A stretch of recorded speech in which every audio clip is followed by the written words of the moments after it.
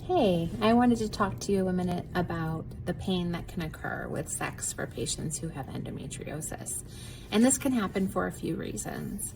As you may know, endometriosis is an inflammatory condition, and it can cause little adhesions throughout your pelvis. So what this means is that there can be little pieces, almost like scar tissue, that form in between your organ systems. For example, you may have some that are between the bladder and the uterus, or have some directly on the wall of the vagina. For patients who have chronic pain like endo, we tend to clench our jaws, our shoulders, and our pelvic floors.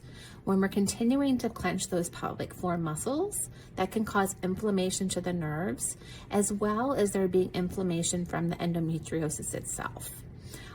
Pain in our bodies is really a protection mechanism. It's telling your brain something is wrong, something is going on in your pelvis.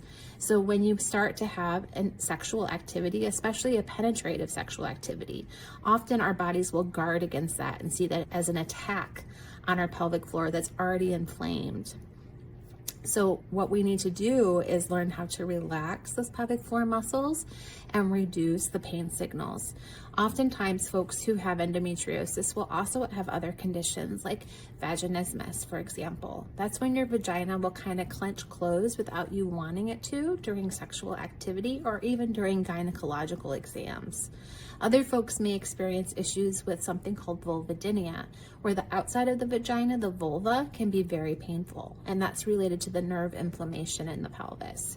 Sometimes just touch with clothing, but certainly touch with sexual contact can flare up that pain.